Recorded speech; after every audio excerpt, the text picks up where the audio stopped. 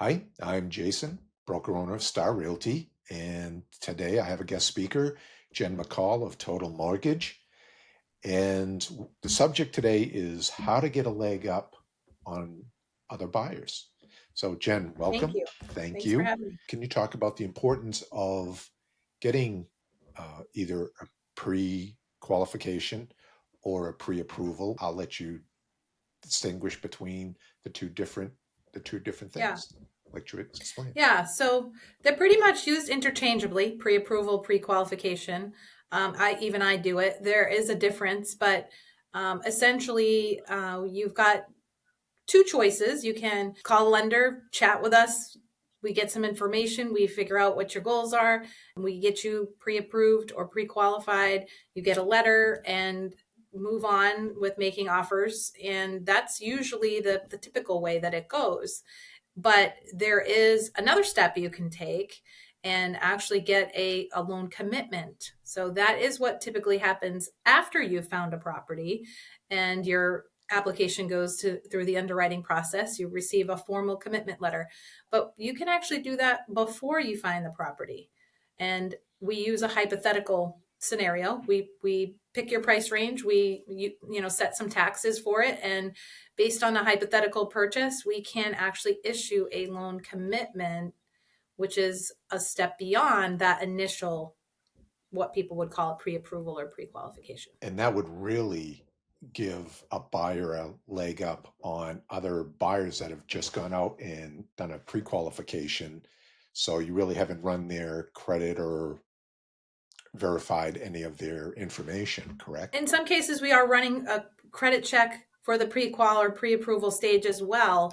But what the commitment letter does is it shows a potential seller and your agent that you've actually gone through the underwriting process, and it's really just insert property at that point in time. Your credit approval is good to go. So there's two sides to the approval. There's the property and there's the credit profile, the borrower, and you're halfway there. We're 2025 here when we're recording this. We're still in a seller's market. So, and I mean, it's not the craziness that it was a couple years ago, as I'm sure you know. But we're still in a supply and demand market where supply is just not available. So buyers, we're not getting as many multiple offers as there was in the past. But you know, it just behooves a buyer to go through the process, and if they have the time and inclination, actually do their pre-approval versus the pre-qualification. Yeah, and it doesn't cost anything. That's important to note too. Yeah. It's no cost, no obligation.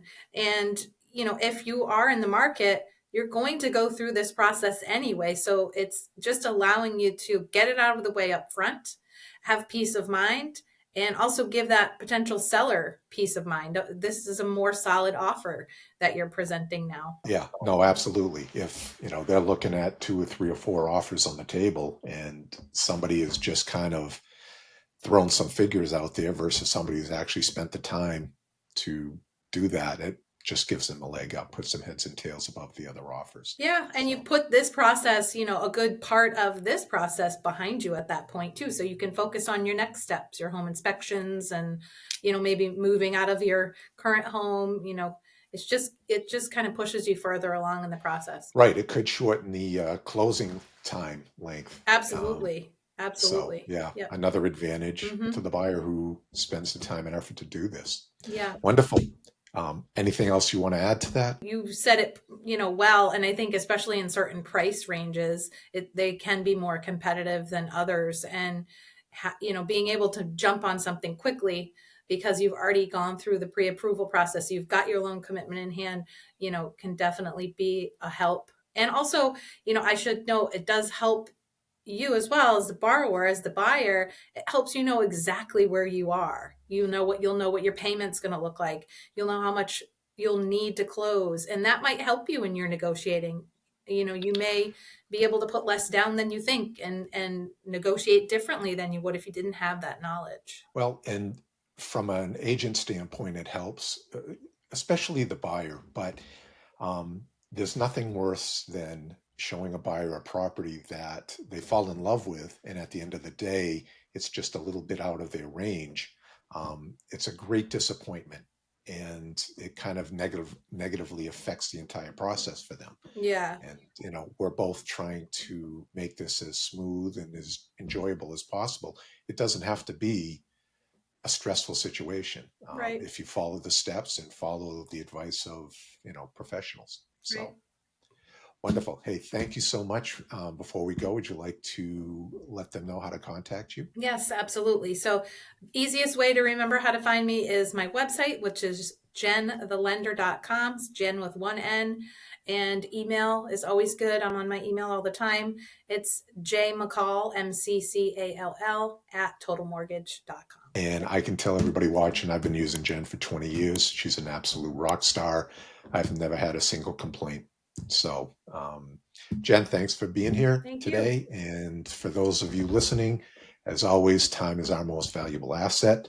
I certainly appreciate you spending some of yours with us. And thank you. Be well.